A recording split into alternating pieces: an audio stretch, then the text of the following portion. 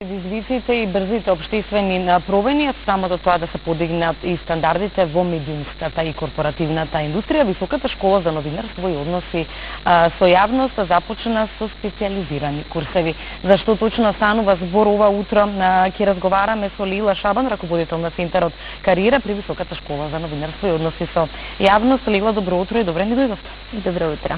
Никако на самиот почеток треба да дадеме вовед за кого всушност овие курсеви се наменети. Значи, овие курсеви, пред се сакам да кажам дека се нови програми на специјализирани курсеви во делот на медиумите, односите со јавност, корпоративните комуникации и маркетингот. Значи, овие курсеви се наменети пред се за почетници, меѓутоа и за сите нивоа во кариерата. Значи, за секого може да се најде по нешто. Така, програмата на курсевите е концепирана во 5 или 6 недели, тогаш кога има предавања, 2 пати неделно и тоа во вечерните часови. Значи, програмата е концепирана во 5 или 6 неделни точно, значи во зависност од тежината на курсот, ги организираме значи во вечерните часови, кога нели сме помалку со обврски, фамилиарни или работни обврски, во вечерните часови, отприлика 2 пати неделно во работни денови. И сега освен оние класични предавања во училница, имате една многу фина опција, тоа се оние онлайн предавања. Да, она што Високата школа го почнува како новитет е и можноста овие курсеви да се посетуваат и онлайн. Значи на посебна платформа, која што е интерактивна, значи се вклучуваат учесниците во живо со предавачот, во одреден ден договорен или во одреден термин, со тоа што имаат можност нели доколку тие што не може да се вклучат во тој термин да ги следат после во претходно снимени материјали. Така, кажавме за кого се наменети, а сега какви се овие курсеви?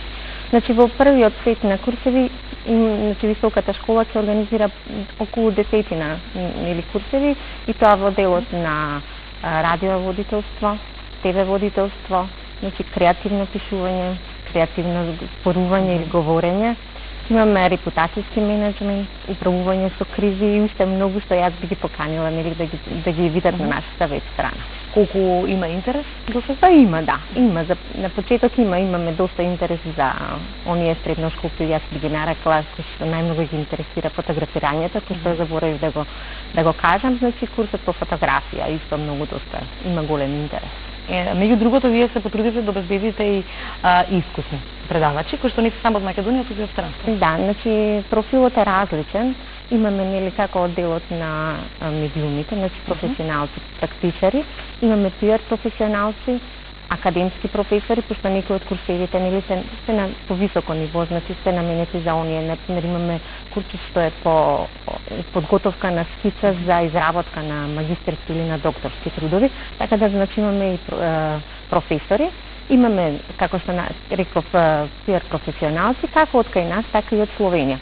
Меѓутоа Високата школа нели се труди да донесе и познати имиња и од други држави, нели познати. Во секој случај секој кој што ќе биде дел од овој курс, од овие курсеви дефинитивно ќе има што да научи, од кого да научи, што по завршувањето на курсот се добива некаков сертификат, диплома. Значи, освен знаење и вештини кои што ќе се стекнат на учесниците, добиваат и сертификат кој што е од акредитирана високообразовна институција, нели со одреден број на ЕКТ кредити, со кои што може нели да си го надополни своето знаење или како во повеќето компании големи, значи за да напредуваш во својата кариера мораш да посетиш одреден број на обуки, за да нели од едно ниво на својата кариера да одиш нели во повисоко ниво.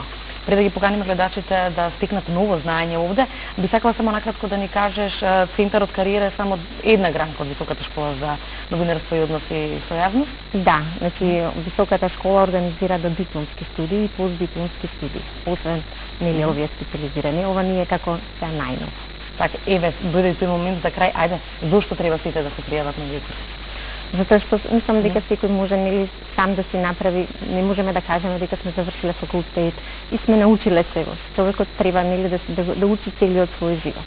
Че јас ги поканувам сите оние што сакаат како професионално, така и лично да се надгледат, нели да не посетат. Така, Лила Шабан, благодарам за разговорот и за одвоеното време. Ви посакувам успех и многу ученици се разбира.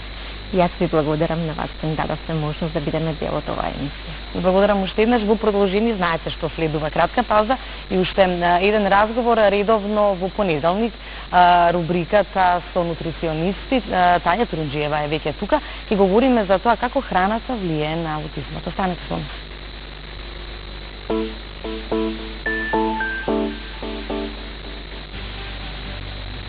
Како млад постојано барав забава, одбегнував одговорности и не размислував за иднината.